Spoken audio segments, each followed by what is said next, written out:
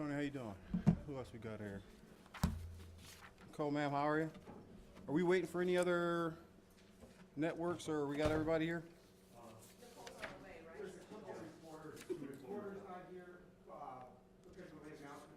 You guys can start.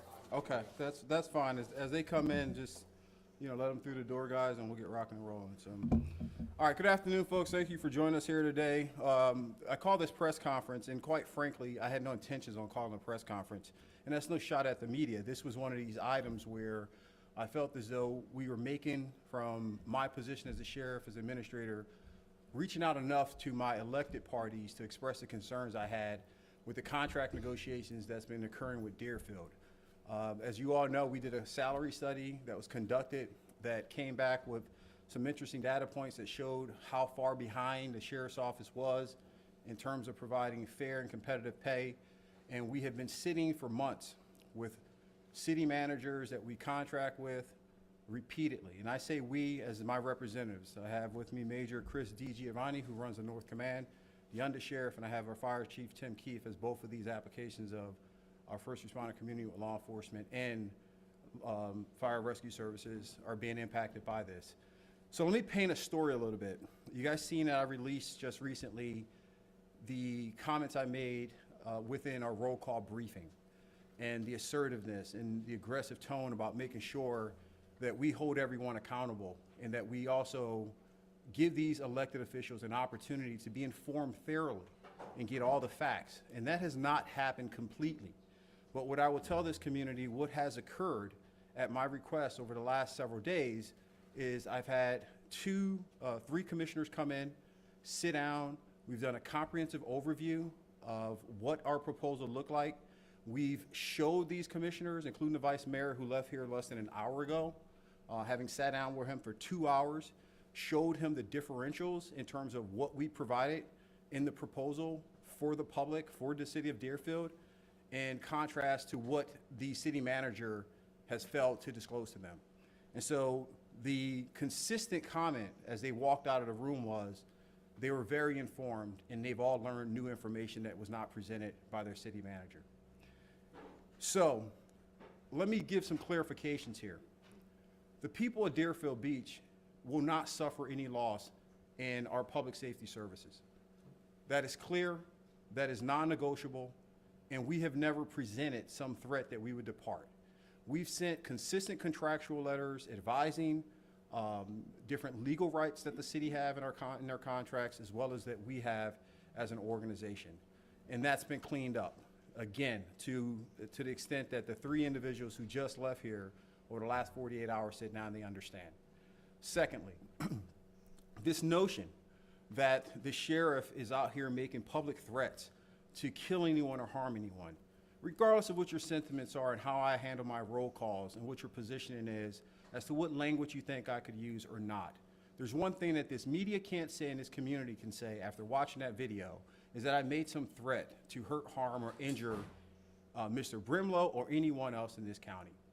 And so that has become the story of which you are focused on. And guys, I'm gonna give you some latitude today. All right, I'm gonna answer some of those questions. But what's more important here is that the city understands we are still at this table. We will continue to try to provide them with all the accurate information so that they can make an informed decision on behalf of my constituents, because they're not just the city officials' constituents, they're mine as well. The people of Deerfield voted and supported me in this office, and for every time I'm in that city and communicating with them, they give us high praise and they appreciate the efforts that our men and women have provided in terms of the service in that community. It's been speculated that I don't have any interest to keep the contract, so let me clear that up. Every single relationship and partnership that we have with our city officials is viable, but every city official and commission has the autonomy as elected officials to choose as to whether or not they want to vacate that relationship. I am not in the business of trying to sell city officials on doing what's right for their community. It's my job to educate them and give them all the factual information, and then they can make any decision that they wish. They are held to the accountability degree as I am, which is to the public. And if the public doesn't like the decision making that they've instituted or that they've made, it's the public rights to either vote them out of office or come and complain about the decisions that they made. This isn't our first time we've dealt with this. We've had this in the South End with another city who decided to vacate out, and it turned into a lot of political nexus. I have purposely and intentionally tried to avoid standing here amongst this community where I'm talking about politics. Our business dealings from operations is the undersheriff, the major, and the fire chief are responsible for all negotiations with our partners. And when they finalize those negotiations, they place a completed packet on my desk to make the final signature or final modifications. That's where we're trying to get. Whether these elected officials choose to vote against BSO and against the men and women's increase in terms of their raises, that will be up to them. But there are severe consequences that will come from that. And the consequences I'm talking about are not fictitious, they're not created. We're living it as we speak. I've had several issues in terms of negotiating with our commission when we had 90 vacancies in our dispatch center and having to fill those vacancies. And the only reason that they were filled was because the commission finally agreed to the salary increases. When I first accepted command of this office back in 2019, we had over 250 law enforcement vacancies. And we had to create a lot of different moves internally with our budget to make sure we filled those vacancies. And we've had success with that. But now we have 100 vacancies in law enforcement now because people are leaving again because they're not getting the pay that they deserve. We have about 80 plus different individuals from fire rescue side in terms of vacancies. Ladies and gentlemen, for every single time that we lose a qualified and professionally trained first responder in this community, it's not a matter of just recruiting and finding another one. It's about $175,000 to get somebody prepared to be a first responder, especially law enforcement officers. They go through the FTO period. That doesn't count as a patrol officer. They're sitting in a car for a year, not contributing independently as an officer. And so we cannot allow for our first responders to continue to leave this community. The end result will be every law enforcement organization, including BSO, hiring substandard employees, and substandard employees will have a higher probability of misconduct and liability in hurting your community, Deerfield Beach, in this particular case. And so, over the span of several weeks, ladies and gentlemen, I have reached out to every single city commissioner and mayor. I'm going to address a few things that I know comes from misinformation and comes from inaccurate statements being made by the city manager and what he has told the mayor. I spoke to the mayor on July 2nd, July 3rd, August 8th, 12-minute conversation on August 11th. And I can go down this timeline of what these conversations have been. I've been expressing the importance in the getting in the room and sitting down with us to hear all these facts. As his colleagues just left and they said, wow, new information, we didn't know this. Now the mayor has had other obligations for whatever they may have been, and he's asked me to give him some time to get back in town. And I agreed to that and said, I can wait. When you get here Monday, we'll have a conversation. But this spiral effect of me having to post this statement and get clarity to this community that your sheriff did not threaten anyone's life. Did I advocate for my people? You damn right. Because these people are putting their lives on the line every day for you, as I have done, specifically in Deerfield. If anyone questions my commitment to Deerfield, recall, I'm the only sheriff in the history of this county to jump out of his car off duty and chase down 2 armed individuals shooting up in front of Deerfield Beach just not too long ago. In shorts and a t-shirt, ladies and gentlemen. Everywhere I go in this county, I don't have an off day. When I'm walking Deerfield Beach with my wife, you talk to the residents there and ask them what they see. I'm in a gun belt in shorts with a radio and 2 magazines, prepared to drop everything I'm doing to leave my nieces and nephews scrambling in the public to safeguard Deerfield Beach. But it's not just Deerfield Beach. That is a position I take everywhere I go. For the public who've seen that and know it, you speak on it. So I am not a figurehead sheriff, and I'm not a politician. I'm the chief law enforcement officer of this county, and I will do everything to safeguard those people in Deerfield. My reputation speaks for that. My actions speak for that. So I hate that the mayor jumped out with misinformation. I think Todd's a good man. I think he's trying to do the right thing. But unfortunately, this is what happens when politics is played at the level where employees are exacerbating the situation, where the city manager is putting out false information. I want to correct something here. The mayor mentioned yesterday, and mentioned it without any ill will.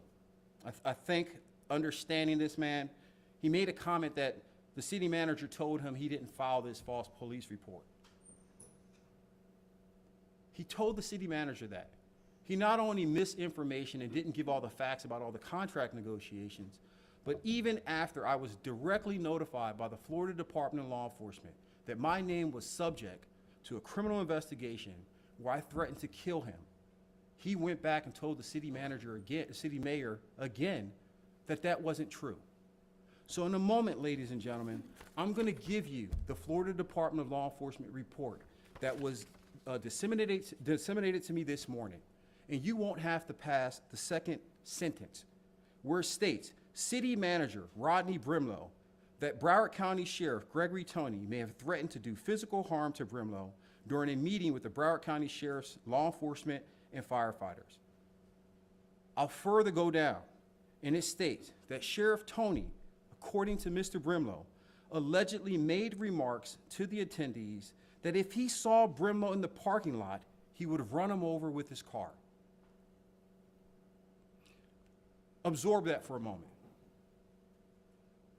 And every single one who's watching this, civilian, former law enforcement officer, media networks, you ask me, would you defend yourself if such an allegation was made?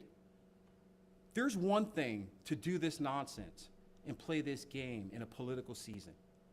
I have a certain tolerance to get that from political candidates who want this office and who are absorbed with the power of this office and obsessed with trying to obtain it. I can accept that.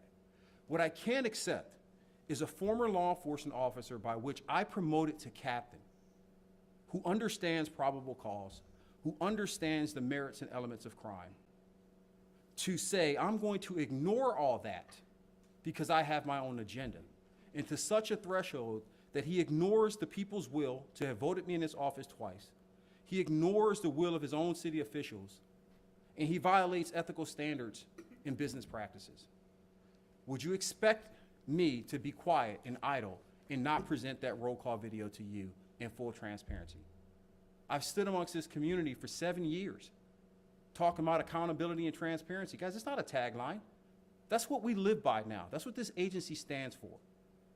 And when this community, Deerfield Beach, the rest of Broward County, when you've asked of me to hold people accountable for their wrongdoings, I have not shied away from that obligation to you and for you. And I accept the ripple effect of all the negative things that come at me when I fire uniformed personnel. I accept that my people turn their back against me at times when I do that. Because I've said this before, the hierarchy for me is the people of this community first, the agency, and then my employees. And it's non-negotiable. So, to the mayor, please take the time and make sure you have this meeting with us in the upcoming days. Because there is so much more you need to hear to make an informed decision, and your city manager, as it sits, has zero credibility and has violated the law. We need to get back to business. I also want to make this clear. It was asserted, and I think I'll somewhat put the pressure back on the media on this one. A question was posed to the mayor, forcing him to respond as to the sheriff hasn't been to the city commission meetings. Back in 2020, I started something that no sheriff does. I review every single city commission meeting and take notes with my staff on Tuesdays, and my directors and assistant director of government affairs, we sit down and highlight every single point of interest. These men and women standing to my left and right are senior ranking officials that represent me in every room. And so the absence of my presence in a room does not mean I am not there. But to make sure I'm doing my due diligence for the people of this community, I draft every single component of notes with my team, go through them, and assure I understand what's happening. in contract cities and non-contract cities. And so if anyone's curious as to whether or not I had a clear understanding, you'll be able to walk away with all my notes going back from the beginning of the year on every discussion point that we've had, every single comment that was made from the elected officials and bodies, because that's what we do here now. I don't sleep at the wheel, folks. I'm not a part-time employee, unlike most of the elected officials. This is not a full-time job for them to be the mayor or the commissioners. These are part-time positions for them. Your sheriff is 24/7, 365, and he's never off duty. And I'll never be off duty.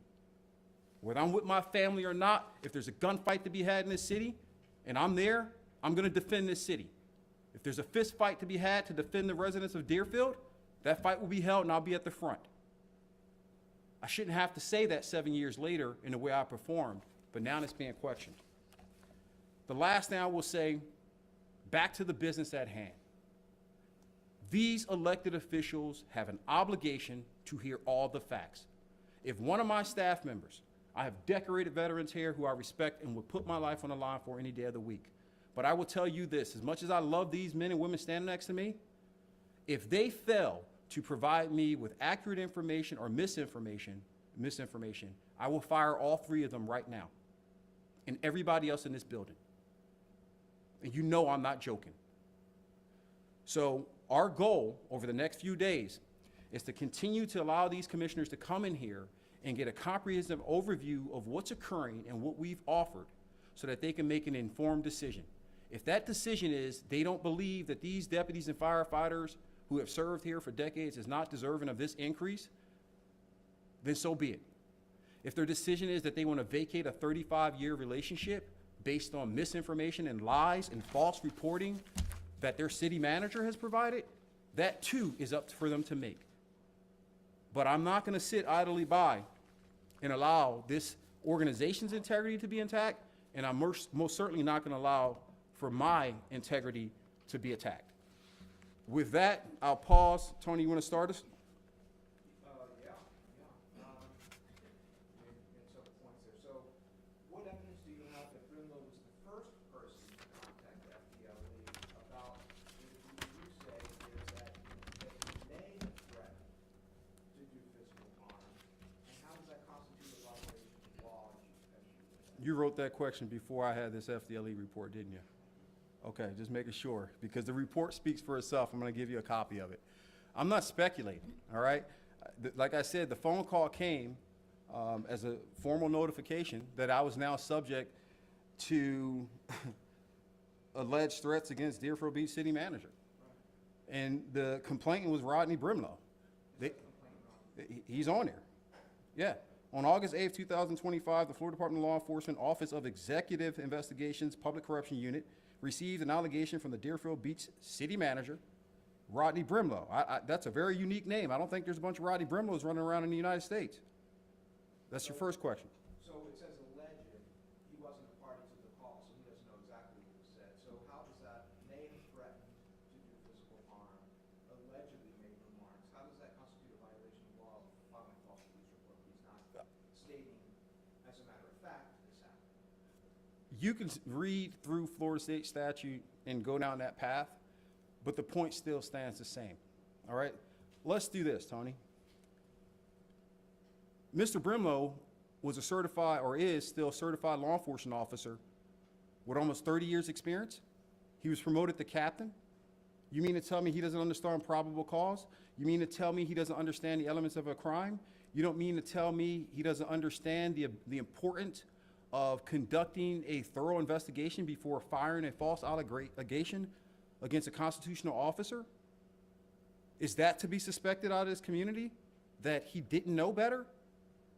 I've been an investigator as well, and I know how to look through cases. If Mr. Brimlow had the concern that I made a threat on his life, then he know the procedures would be to contact Internal Affairs, request a copy of the roll call, which, by the way, he didn't know I recorded it until after I said it. I record all our roll calls for this specific moment so that nonsense, false information, and misleading commentary is not made about what I state and what I do. Would you recuse your agency from investigating any criminal complaint stemming from this alleged false reports Look, to be impartial, the best practice is to file my own formal complaint and let FDLE conduct an investigation. Have you done that? I'm going to do that. And I'm not doing that for sake of this being a vindictive step. I have handcuffs in this pouch, and I can go pick Mr. Brimlow up right now. You think I don't understand the laws? I can go arrest this man right now, ladies and gentlemen. I can. But the more important factor is getting this contract resolved so that our people can have assurance that the safety is still being provided and the best public safety personnel are not leaving. So there's no shadow of a doubt that he knew what he was doing. That's off the table now. You're gonna get the, Vita, pass this report out, please, ma'am. You're gonna get this report. That's off the table. Let's get back to the substance of the conversation. It's fair questions, Tony. You didn't have the report. Nicole, you have anything on that? Because I want to get past this. This is like so much. Well, just piggybacking a little bit, and you also just added something else to that. Standing back objectively, if you hear the words power to do a lot of damage to individuals, it feels very personal. Is that? No. Nicole, no. You watched that video, and you understand exactly what I said, and I clarified it even in the statement, okay? So we're not going to do that here. We're not going to do that because I made it crystal clear that it would be a political asserted effort to raise money and tell the public the truth because he wanted to play in a political arena. And when you're playing in a political arena, you have to be willing to play by all the rules and accept when it hurts. How do I know? Because I've witnessed this media group and some of you in this very room publish and put out information that wasn't true about me. But I accepted it was part of the political game. So, no, he doesn't get to tap dance around and say, I didn't know, and the message wasn't clarity. And nor does you as the media get a chance today to tell me otherwise. I was transparent and put that whole thing out there. I didn't edit it. I didn't clean it up. I didn't take out the profanity. I didn't sidestep the fact that I said I'm going to come after him. The message was clear, and so clear to a point, because you just got this. Here's what FDLE said. The state attorney, the supervisor in charge, reviewed in the meeting in its entirety, revealed that Sheriff Tony did not make direct overt threat to the personal safety of Brimlow. Sheriff Tony's rhetoric was direct and political in manner to get his people more involved. And then it went through their legal advisor, Lauren Gonzalez, who concurred and stated no criminal predicate exists at this time for FDLE to initiate a criminal investigation. Let's get past this, folks. If I'm going to be fair with you, we better get past it. The community needs to know what matters. This doesn't matter, right? Am I going to be vindictive that somebody assaulted and tried to take my freedom? Because that's the part that people don't understand. To impose these type of criminal investigation and charges mean he is going after taking me in handcuffs off the street, away from my family, my friends, my loved ones, without sound and supportive probable cause and evidence. Nicole, if I did that to you, how would you feel? As a human being, forget damn these badges and titles, okay? How would you feel about that? Is that fair? Because contract terms is not suitable to what he wants, and that these men and women are trying to negotiate favorable for the people that they're responsible for leading, and when you don't like what's heard, you take it as an opportunity. Oh, I got the sheriff now. Let me file another false report. Let's put him through the ethics commission again. FDLE is tired of this nonsense too, by the way. So beyond all that, what is your direct message to the people of Deerfield Beach? You're a little late, but I already put it out there. The message is this. There's no conflict in terms of BSO public safety and services. We're going to do our job. Second, your elected officials have not been fully informed to their own admission. The 3 that walked out of here have left with more information than that was given by their city manager. And I hope that the mayor expedites his time and get here so that he can go back out and tell his community that he was there and he sat and he heard objectively the 2-hour presentation with the 17 slides and everything else we put in front of them. And now he's informed to make his decision. As far as Mr. Brimlow goes, he made his bed and he's going to sleep in it. I'm not worried about him anymore. Any other questions related to what we need to do in this? Hey, yes. I was looking over some of the proposed increases and wanted to comment on that. So what I was sent, whether it's accurate, that a sheriff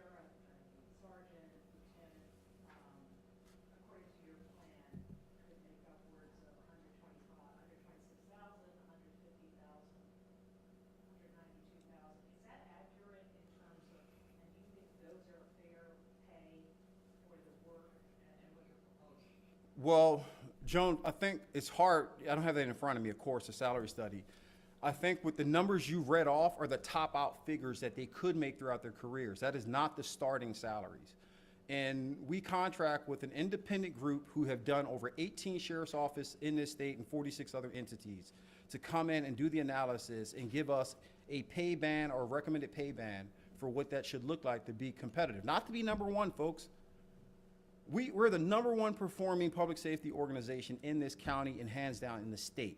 It's not subjective. Pull the data points, look at the arrest, look at the performance, look at the polling. We're number one in the state. And I'm not even asking that my men and women be paid so.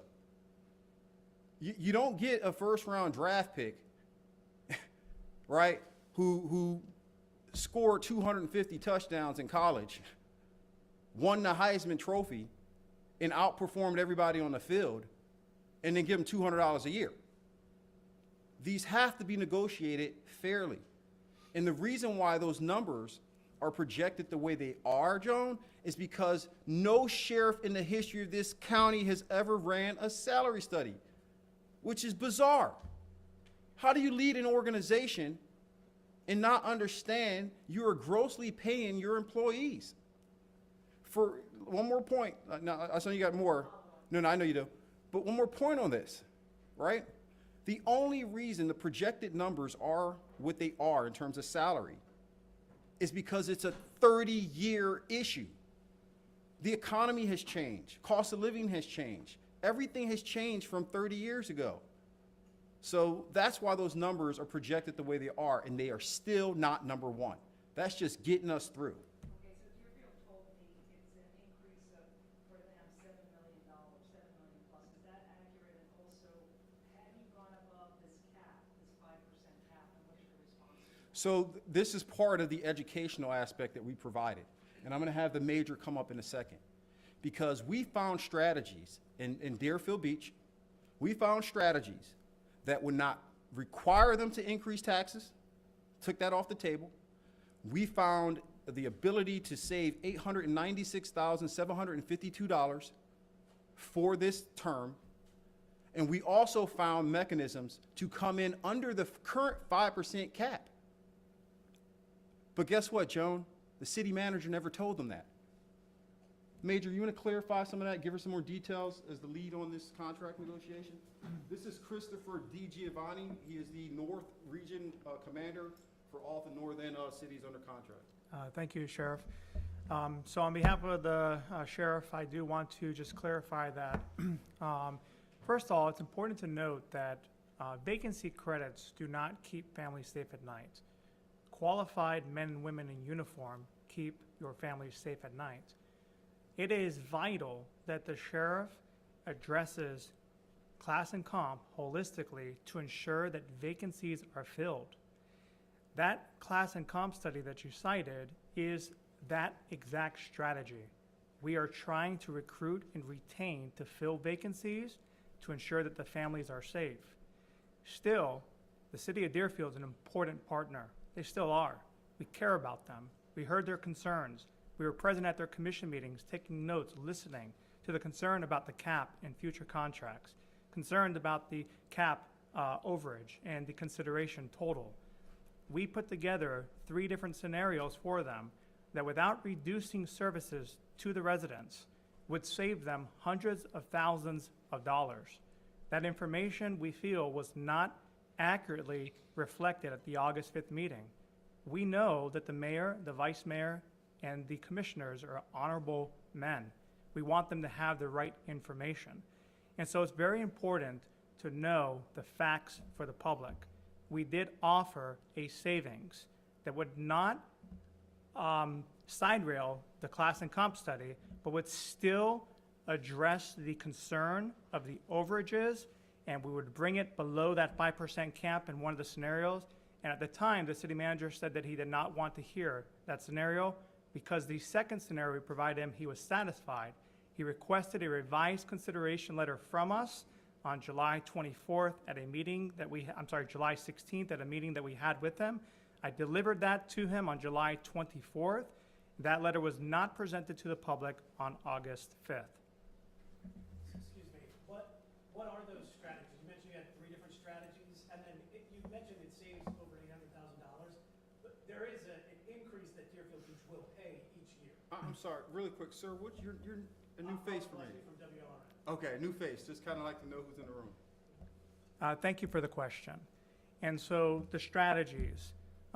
So it's important to note that I attended both the July 8th commission meeting and then the following day on July 9th, they had a budget workshop. I sat there through the entirety of the workshop. I listened to the city manager present his budget proposal to the city commission. In his budget proposal, he required his directors to present a budget, but then also lean budget exercise of 5%, 10% reduction. I watched that exercise that he had them do. The colonels and I worked together and presented the sheriff with some options of us doing the same exact exercise to be a good partner and to just simply have the same requirements that he had for his directors of us. Nobody asked us to do that. We offered that out of the relationship. In the first scenario, we identified around $217,000 of operating costs and capital projects that we could defer, just like city departments often defer. We also offered to partner with them in an appropriations request and provide them an example of another nearby city that had packaged all those similar projects together and to receive funding from the state.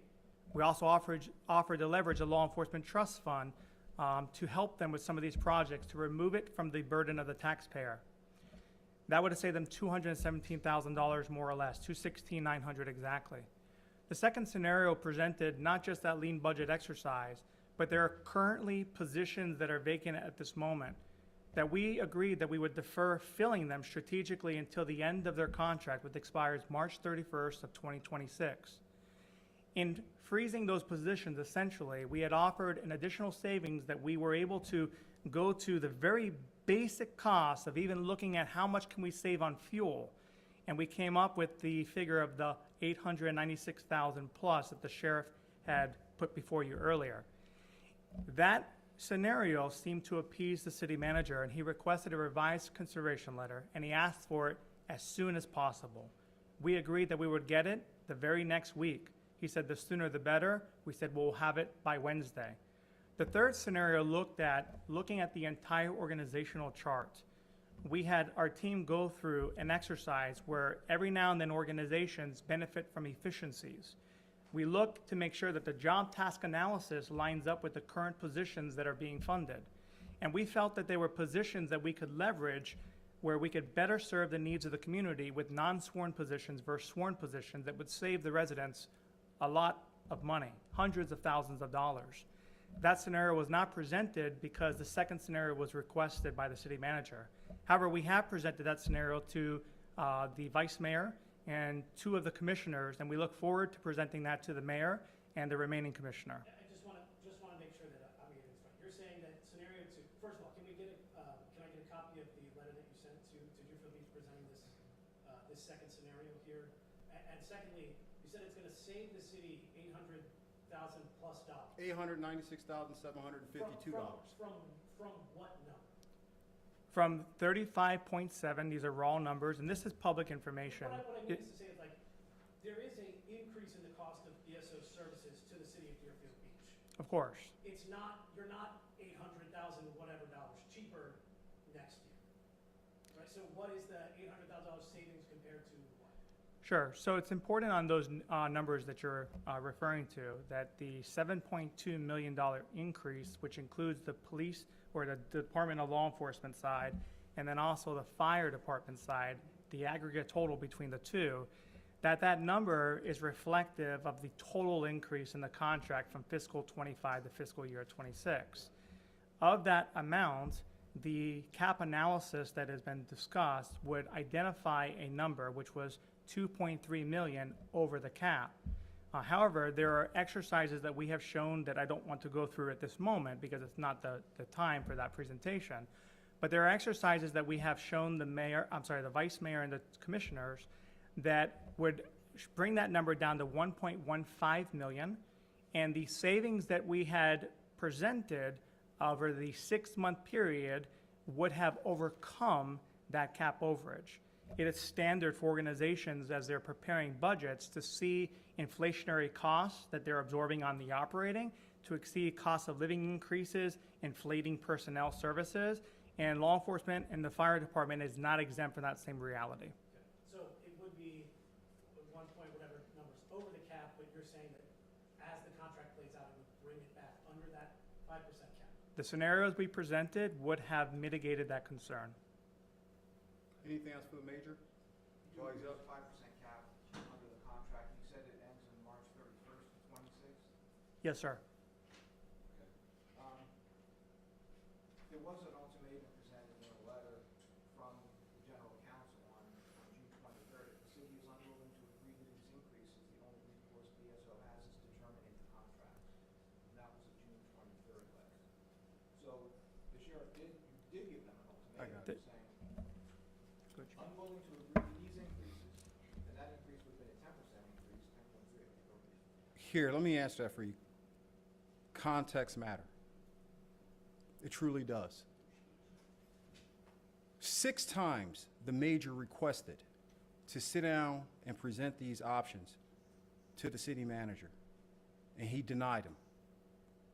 4 times my lieutenant colonel, who was the district commander and his superior officer when he was working there, requested to meet with him, and he denied them.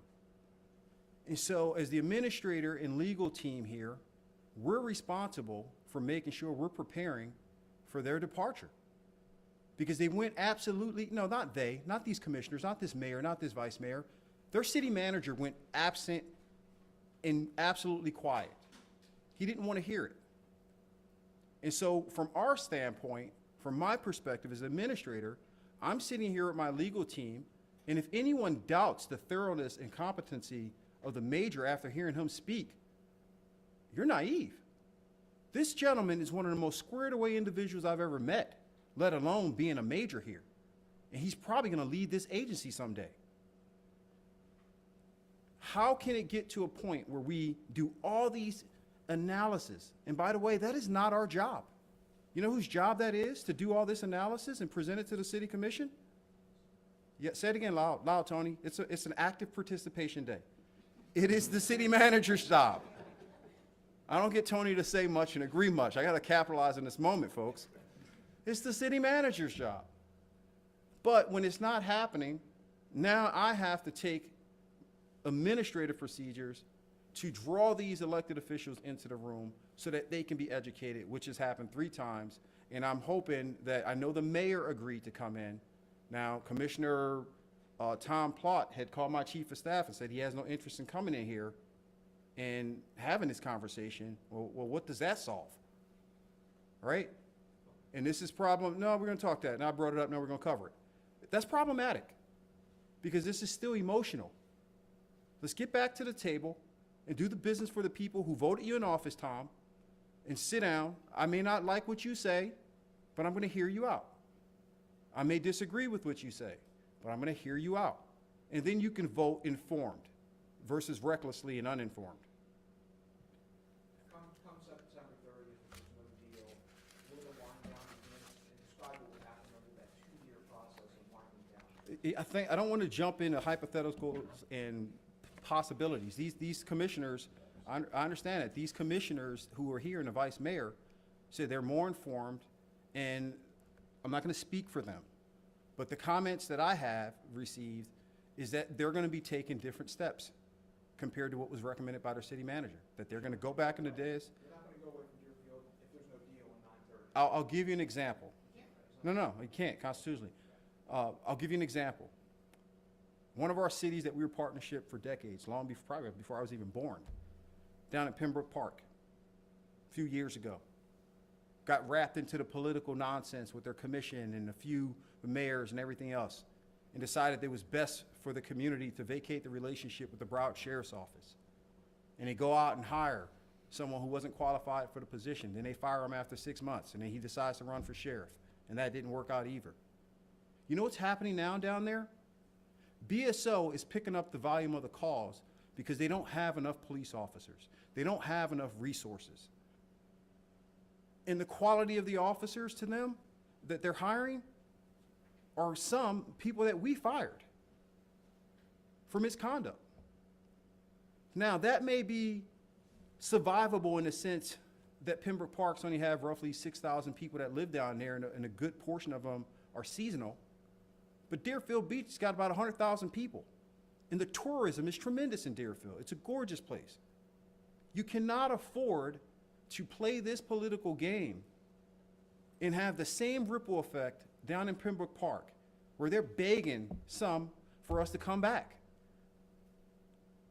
We're answering the majority of their calls.